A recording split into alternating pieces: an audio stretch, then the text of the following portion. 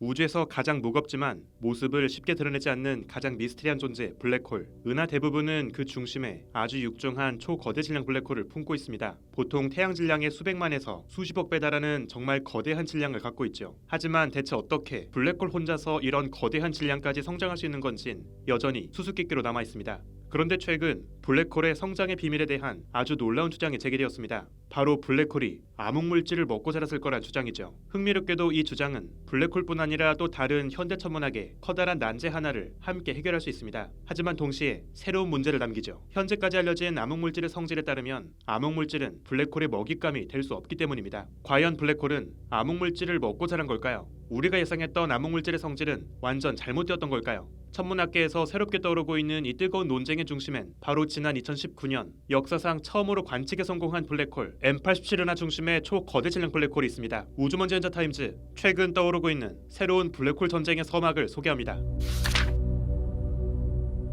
지구 전역의 전파 망원경을 총동원한 사건의 지평선 망원경 EHT 프로젝트를 통해서 천문학자들은 5,500만 광년 거리에 떨어진 거대 타원 은하 M87 중심의 블랙홀을 관측했습니다. 물론 엄밀하게 말하면 빛조차 빠져나오지 못하는 블랙홀 자체를 본 건 아니었죠. 대신 그 주변을 밝게 에워싸고 있는 블랙홀의 빛의 그림자를 포착했습니다. 500억 킬로미터 크기의 아주 거대하고 붉은 이 글레이즈드 도넛 한가운데에는 포웨라는 별명으로 불리는 블랙홀이 숨어있죠. 최초로 블랙홀의 그림자를 직접 촬영하는 데 성공한 이 역사적 관측 덕분에 천문학자들은 블랙홀 질량을 보다 정확하게 유추할 수 있었습니다. 당시 관측을 통해 천문학자들은 포웨이가 태양 질량의 65억 배 정도로 무겁다고 추정했죠. 그런데 바로 여기서 문제가 발생합니다. 이 새로운 관측으로 추정한 질량을 보면 포웨이 블랙홀이 무거워도 너무 지나치게 무겁기 때문이죠. 은하 중심의 블랙홀이 더 무겁고 중력이 강할수록 주변에 붙잡힌 은하 속의 별들은 더 빠르게 궤도를 돌게 됩니다. 그래서 은하 속의 별들의 속도 분포와 은하 중심의 블랙홀의 질량은 아주 깔끔하게 비례하는 관계를 갖게 되죠. 그런데 M87 은하 중심의 블랙홀은 이 관계를 벗어나서 더 위에 놓여 있습니다.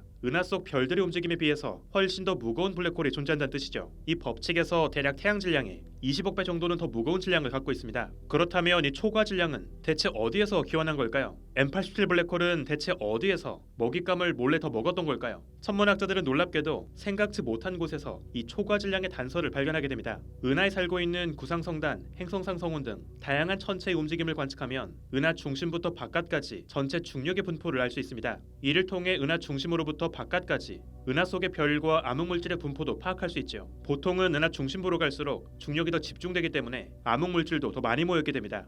그런데 M87은 중심에 있는 암흑물질의 양이 그 거대한 덩치에 비하면 꽤 적습니다. 이론적으로 예측되는 양에 비해서 암흑물질이 얼마나 부족한지를 비교해보면 놀랍게도 태양 질량의 20억 배 정도의 암흑물질이 부족합니다. 이 놀라운 발견을 통해 천문학자들은 바로 M87 은하 중심의 블랙홀이 은하 중심에 있던 암흑물질을 몰래 집어삼키면서 지금처럼 성장했을 것이란 새로운 가설을 제시했습니다. 현재 포웨이 블랙홀의 전체 질량이 태양 질량의 65억 배 수준입니다. 따라서 이번 가설이 사실이라면 이 블랙홀은 전체 질량의 무려 3분의 1 가까이를 암흑물질로 채우고 있다는 뜻이 되는 것이죠. 물론 저는 상관없는 두 가지 현상에서 벌어진 우연의 일치일지도 모릅니다. 하지만 딱 블랙홀에서 초과된 만큼의 질량이 암흑물질의 분포에서 부족한 것처럼 보인다는 건 아주 흥미로운 사실이죠.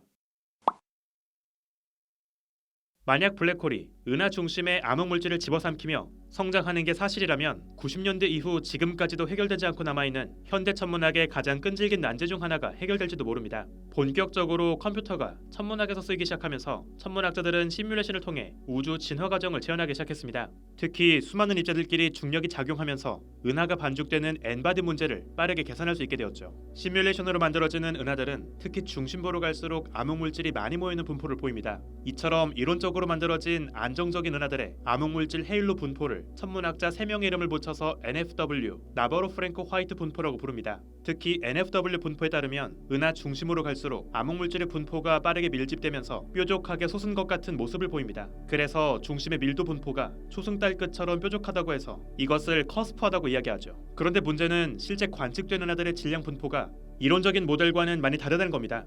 대부분 실제 은하들은 중심의 암흑물질 분포가 NFW만큼 뾰족하고 가파르게 밀집되지 않습니다. 실제 우주 은하들은 중심의 암흑물질 밀도가 완만하게 증가하죠. 즉 이론적인 모델에 비해서 실제 은하들은 중심의 암흑물질이 더 적게 모였다고 볼 수 있습니다. 이러한 시뮬레이션과 실제 은하 사이의 암흑물질 분포의 뚜렷한 차이는 아직까지도 풀리지 않고 있는 대표적인 난제 중 하나죠. 천문학자들은 이 난제를 커스프 헤일로 문제 또는 코어 커스프 문제라고 부릅니다. 특히 이러한 차이는 덩치가 작은 외소은하나 나소은하에서 더욱 심해지죠. 사실 꽤 복잡한 내용이라서 대부분의 과학 교양서에서는 언급조차 하지 않은 이야기입니다만 사실 현대 천문학에서 가장 중요한 문제 중 하나입니다. 그렇다면 대체 왜 실제나들은 이론적인 모델에 비해서 중심부에 훨씬 적은 암흑물질을 갖고 있는 걸까요? 이론적 모델이 틀리지 않았다면 은하 중심부에서 사라진 이 상당량의 암흑물질은 대체 어디로 간 걸까요? 이번 새로운 가설은 바로 이 암흑물질을 사라지게 한 범인이 은하 중심에 살고 있는 블랙홀일 수 있다는 가능성을 이야기합니다. M87 은하 중심부는 이론적인 모델에 비해서 태양 질량의 20억 배 정도의 암흑물질이 부족합니다. 그리고 중심의 블랙홀은 모델에 비해서 딱 그만큼 더 무겁죠. 따라서 은하 중심부의 암흑물질을 집어삼켜서 블랙홀이 딱 그만큼 더 무겁게 성장했다는 의심을 해볼 수 있습니다. 오랫동안 풀리지 않고 남아있는 난제, 커스프 헤일로 문제의 진짜 범인이 바로 각 은하 중심에 살고 있는 초거대 질량 블랙홀일 수 있다는 것이죠. 우주의 대부분의 은하들이 보여주고 있는 중심부 암흑물질 부족 현상이 정말 그 중심에 살고 있는 블랙홀의 암흑물질 먹방 때문이었을까요? 블랙홀이 암흑물질을 집어삼키며 성장했을 것이란 이번 논문의 주장은 아주 흥미롭습니다. 하지만 이 새로운 가설을 선뜻 받아들이기 어려운 중요한 문턱이 있습니다. 현재까지 알려진 암흑물질의 성질에 따르면 암흑물질은 블랙홀의 먹잇감이 될 수 없기 때문이죠. 블랙홀은 강한 중력으로 많은 물질을 끌어당깁니다. 블랙홀에 붙잡힌 가스 물질은 아주 빠른 속도로 곁을 맴돌며 달궈지게 되죠. 이렇게 뜨겁게 달궈진 블랙홀 주변의 물질 원반을 강착 원반이라고 부릅니다. 그런데 원반 속의 가스 입자들은 서로 빠르게 충돌합니다. 아주 높은 밀도와 뜨거운 온도로 인해서 강착 원반 속의 가스 입자들은 아주 빠르게 움직이죠. 그만큼 충돌도 빈번하게 벌어집니다. 그런데 바로 이 입자들끼리의 충돌이 아주 중요한 역할을 하게 되죠. 당구대 위에서 공 두 개가 부딪힌 상황을 한번 생각해 보겠습니다. 공이 부딪히면 곧바로 다른 공으로 에너지가 전달됩니다. 에너지를 얻은 공은 빠르게 튕겨 날아가지만 에너지를 잃어버린 공은 곧바로 멈춰버리죠. 이처럼 가스 입자들이 서로 충돌하면 일부는 에너지를 얻어서 더 빠르게 움직이게 되지만 또 다른 일부 입자들은 오히려 에너지를 빼앗기고 속도가 크게 줄어듭니다. 그런데 입자의 속도가 느려지면 블랙홀의 강한 중력을 버티면서 궤도를 돌 수 없게 되죠. 그대로 블랙홀 중력에 이끌려서 블랙홀 속으로 빨려 들어갑니다. 덕분에 블랙홀은 주변 강착 원반에서 꾸준히 물질을 빨아들일 수 있게 되는 것이죠. 만약 가스 입자들이 서로 에너지를 빼앗고 잃어버리는 충돌이 벌어지지 않는다면 가스 입자는 계속 원래 에너지를 유지할 수 있어야 합니다. 그리고 가스 입자들은 원래 돌던 궤도를 유지하며 블랙홀 속으로 빨려 들어가지 않을 수 있게 되죠. 결국 가스 입자들 사이에서 충돌이 벌어지고 있기 때문에 다시 말해서 가스 입자들은 서로 부딪히고 충돌을 할 수 있는 존재들이기 때문에 서서히 블랙홀 속으로 빨려 들어가며 블랙홀을 살찌우는 먹잇감이 될 수 있는 겁니다. 그런데 암흑물질은 다른 입자들과 충돌하지 않을 거라 생각되고 있습니다. 암흑물질은 오로지 중력에만 반응하죠. 서로 부딪히더라도 그 어떠한 열도, 에너지도 주고받지 않은 채 그대로 통과해서 지나가 버립니다. 암흑물질이 서로 충돌하지 않고 그대로 관통하고 지나갈 수 있다는 걸 가장 잘 보여주는 곳이 있죠.